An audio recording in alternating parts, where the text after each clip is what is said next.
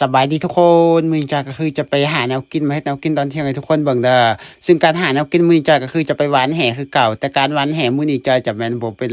จอยจะบ่แม่นคนหวานแต่ก็คือจะเป็นอ้ายของจอยเป็นคนขวางเองเพราะว่าจอยจะเป็นคนเก็บตอนแรกจอยก็ว่าจะไปขวางเองเพราะว่าจอยอยากได้ปลาในใหญ่ที่จอยปล่อยมื้อก่อนหั่นแต่ว่าอ้ายของจอยบอกว่าบ่ให้ไปขวางย้านจอยจะเอาปลาในใหญ่เราก็ว่าสิไปขวางเองว่าซั่น เพราะว่าเราว่าปลาไหนใหญ่ปล่อยมันไหวก่อนปล่อยไว้ยามกินยามบุญปีใหม่หรือว่าบุญสงกรานต์พุ่นยามนี้มันน้ำมันแห้งกะยาปลามันยังอยู่ได้ก็ปล่อยมันไปก่อนมันยังบ่ตุยดอกมันยังแบบอยู่ได้อยู่แบบนี้นะอ้ายของจ้อยก็เลยลงไปหวานเองทุกคนก็คืออย่างแรกก็ได้มาตัวหนึ่งแล้วปลานิ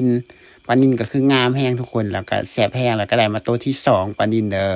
อันนี้ก็คือกว่าจะได้แต่ละตัวนี่บ่แม่นง่ายเลยทุกคนเพียงแต่ว่าเวลามาตัดเอาแต่วันที่เห็นตอนได้ตุ๊ปลา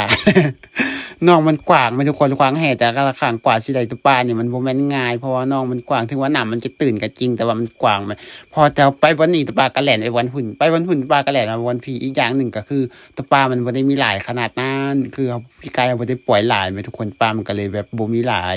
อันนี้เราก็ได้มา3ตัวแล้วก็คือจะได้ปลาคอตัวหนึงเราได้ปลานิล2ตัวแล้วก็ได้ปลานิลมาอีกตัวหนึงเป็นตัวที่3เด้อปลานิลรวมกันได้4ตัวแล้วอันนี้คือจะเป็นปลานิลเด้อทุกคนปลานิลแต่ละตัวนี่คือแบบตัวใหญ่แฮงเขาเลี้ยงปลานี่คือสบายแฮงทุกคนนะปล่อยอยู่ในหนองเขาบ่ได้ให้อาหารอีหยังทั้งสิ้นเด้อพอแต่มันใหญ่มาเขาก็ได้กินแบบนี้เอาปล่อยไปก็ปล่อยมันกินขี้ต้มให้มันกินอีหยังไปในตามธรรมชาติของมันแบบนี้นะแล้วมันใหญ่มาก็เอาไปกินเลยแบบนี้ อันนี้ก็ได้มาตัวสุดท้ายก็คือปลาขอเด้อทุกคนปลาขอตัวใหญ่อยู่เด้หลังจากนั้นก็คือจะตัดภาพไปเฮ็ดแนวกินให้ทุกคนเบิ่งเลยก่อนจะเฮ็ดแนวกินได้ก็ต้องมาคั่วก่อนก็ต้องมาคั่วจอยจะแกงแต่ปลาขอ2ตัวก็พอเด้อทุกคนเพราะว่าปลาขอมันก็หลายแล้วจะกินสวยมื้อนี้นะแม่นเฮาจะเฮ็ดกินมื้อสวยมื้อนี้มันจะได้แกงแต่ปลาขอ2ตัวพอปลานิ่น3ตัวมันจะได้เอาไปเฮือนไปให้แมวเฮ็ดอัวเฮ็ดเอิบอยู่เฮือนเด้อทุกคน อันนี้มันเราจะแกงแค่ปลาขอพอก็ต้องคั่วก่อนเด้ปลาขอคั่วสะเก็ดต้นต้นใหญ่เมื่อแล้วก็ต่อต้นน้อยแบบนี้นะทุกคนหลังจากคั่วแล้วต่อมาก็อันแบบบ่แม่นคั่วเอาสะเก็ดแล้วต่อมาก็จะคั่วแล้วก็ตัดเป็นท่อนพร้อมเพราะว่าเวลาจะไปแกงชุดก่อนมันจ้อยคั่วปลาขอจ้อยถิ่มมันขี้มันหมดแล้วมีแต่คนบอกว่าเสียดายเด้ขี้มันเป็นหยังคือถิ่มของแซ่บว่าซั่นมื้อนี้ก็เลยแบบบ่ต้องคั่วมันเลยบ่ต้องเอาขี้มันถิ่มเลยนะทุกคนเอาหมดเลย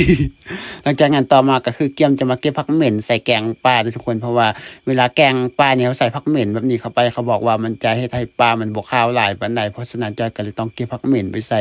อันนี้อยู่บ้านจอยเอิ้นผักเหม็นอยู่ประเทศไทยแถวอีสานอาจจะเอิ้นว่ามันผักคะอีหยังประมาณนี้แหละแต่ว่าอยู่บ้านจอยจะเอิ้นผักเหม็นหรือว่าผักเน่าเด้อเพราะว่ากินแล้วมันปากเหม็นเขาก็เลยเอิ้นผักเหม็นเอิ้นผักเหม็นหรือว่าผักเน่าแบบนี้นะทุกคนหลังจากนี้ก็คือเก็บมา ไปมาๆแบบอันนี้ผักเหม็นช่วงนี้ก็ยังบ่ทันได้ปลงหลายเด้อทุกคนเพราะว่ามันหากำลังเริ่มปลงก็ยังบ่ทันหลายเทื่อเพราะว่าอันนี้มันฤดูที่เขาหาหน่อไม้ฤดูแล้งน่ะผักเหม็นก็สิปลงให้เวลาเขาเก็บไปใส่แกงหน่อนู่นนี่นั่นหลังจากนี้ก็คือเกี่ยมเครื่องปรุงทุกคนเครื่องปรุงที่จอยจะใส่แกงปลาจอยก็ต้องเกี่ยมมักเพชรแล้วกระเทียมแล้วก็ผักบัวแล้วก็หัวซีเคอแล้วก็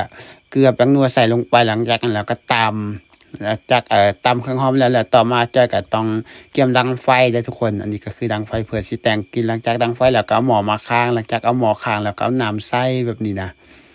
หลังจากเอาน้ำใส่พอแล้วต่อมาก็คือเตรียมปรุงเลยก็คือจะใส่ข่าไปก่อนหลังจากนั้นก็ตามด้วยผักหอมที่จอยตำก่อนหน้านี้หลังจากนั้นคนเข้าไปแล้วก็เอาหน่อส้มใส่น้ำเด้อทุกคน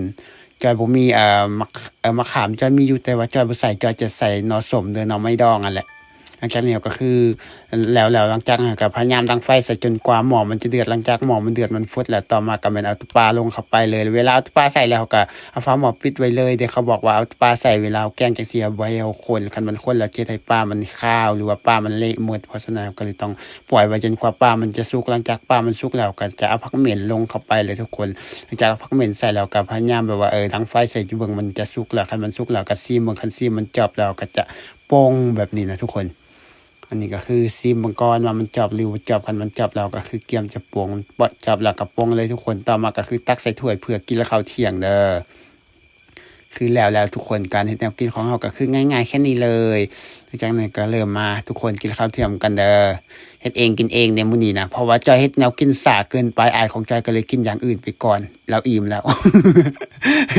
คนลงจับปลาแต่บ่ได้กินปลาเพราะว่ากินแนวอื่นแทนเพราะว่าถ่ายเจาะก่อนจอยจะได้กินข้าวแต่ละมื้อนะถ่ายคลิปมันดนเกินไปอายของจอยรอบ่ไหวก็เลยกินอย่างอื่นแทนแล้วอิ่มเสยสรุปเอาแต่งเองกินเองคนเดียวคือแซ่บแฮง ปลาคอใหญ่เด้อทุกคนแต่งเองแล้วก็กินเองกินคนเดียวเลยนะอายของจอยมันเราเอาแนวกินอยู่เฮือนมานะมื้อนี้แล้วเราอันว่าจิไปหวานแห่ให้จอยว่านั่นว่าถ่ายแล้วเอาหวานมาเราอันกินแนวอื่นแทนจอยก็เลยต้องกินคนเดียวก็คือแซ่บอยู่ปกติเฮาก็มักกินคนเดียวอยู่แล้วนะทุกคนเพราะว่ามีส่ำใดเอากินส่ำนั้นมีหลายกินหลายมีน้อยกินน้อย อันนี้คลิปตัวนี้จอยก็สิขอจบส่ำนี้เด้อคลิปเฮ็ดแนวกินตอนเที่ยงมื้อนี้สำหรับผู้ใดที่มักเบิ่งคลิปแบบนี้ก็อย่าลืมกดไลค์กดแชร์กดติดตามให้จอยเด้อเพื่อเบิ่งคลิปต่อไปสำหรับคลิปนี้ก็สิได้ขอจบส่ำนี้ว่าแล้วก็ไปบ๊ายบายพบกันใหม่คลิปหน้าเด้อ